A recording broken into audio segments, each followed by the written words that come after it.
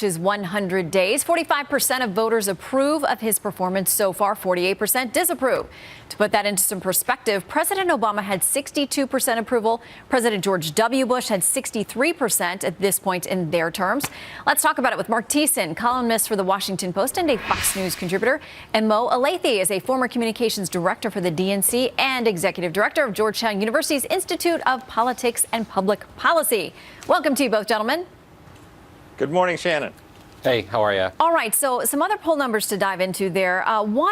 This is what Trump ran on, which was all about shaking up Washington, draining the swamp. Is the president bringing real change to Washington? 50% say he is failing to do that. 43% say he's succeeding. Marc, that's not a good number. That was his key promise.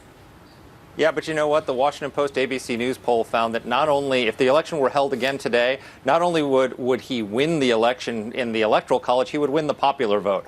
I think he's doing just fine. Look, Donald Trump has had the most consequential first 100 days of any president since FDR, and I'll tell you why. There's one reason. He put Neil Gorsuch on the United States Supreme Court. That is a bigger, more consequential thing than any president has done since the New Deal. If you think about it, most first 100 days achievements are fleeting. Barack Obama's stimulus is forgotten. George W. Bush's tax cuts have been amended.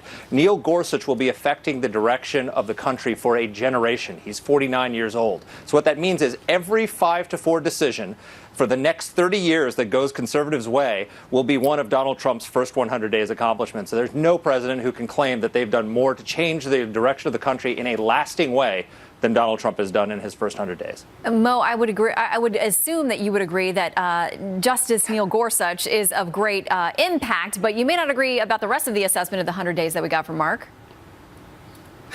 Yeah, I think Marc's right. I mean, conservatives will be happy, and it was obviously the high point, I think, of the first 100 days. But, you know, when you look at sort of what the president's other big promises were during the campaign, things that he put in his first 100-day contract to the American people as a candidate, he's come up very short. And I think that is what's reflected here. The health care thing was very, very messy. And we'll see how this new push goes, but it was messy.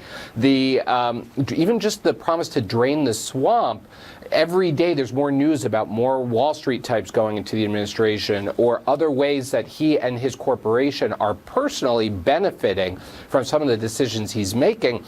I think that's turning some people off, some of the people that put faith in him. There's one thing I think he is doing very well, and a promise, and that's why his base is sticking with him, and that is he promised to keep poking the establishment in the eye. And every day he does that, whether it's picking a fight with the media or picking a fight with Congress. He's poking the establishment in the eye. The base likes that, but he's not doing anything to grow his base. And that's what most presidents try to do at the beginning of their administration. Yeah, you know, Marc, a lot of people would say he's sort of hanging on for dear life with some of those things. When you go through that contract, 28 promises he made in that big Gettysburg speech, he's 0 for 10 on legislative promises. Maybe that changes this weekend, but that would make him 1 for 10. Yeah, but you know what, Shannon? I mean, first, number one, most presidents are not judged on their first 100 days. They're judged on their presidency. Nobody ever says, well, he would have been a great president if he had done more in his first 100 days. You know, the reality is that the Bush tax cuts were actually passed in June. Obamacare was passed 14 months after Barack Obama became president. You rarely do more than one big thing in your first 100 days, and Trump has done it. In fact, he's done 2 big things because he also enforced Barack Obama's red line, which is something Barack Obama couldn't manage to do in 4 years.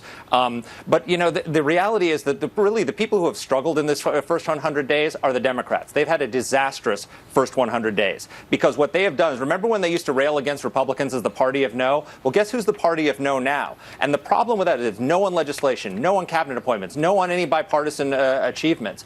The reality is, with that, sending a message to the millions of people. There are 700 counties in America that voted twice for Barack Obama and switched to Donald, and a third of them switched to Donald Trump in this last election. Democrats are sending them a message is that here's what you can do with your vote.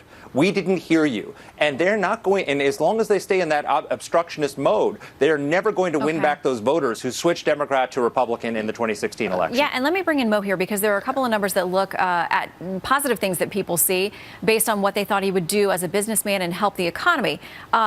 Do you think the nation's job situation is getting better or worse? 52% say better, 37% say worse.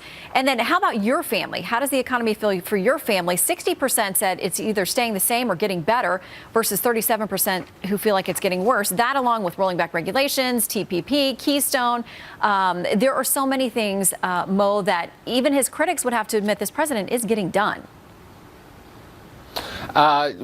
His main accomplishments have been rolling back some, separate from the foreign policy stuff that Marc mentioned, rolling back some of the Obama-era regulations. And I think, again, you're seeing mostly the Republican base coalesce around that. You're not seeing it a lot of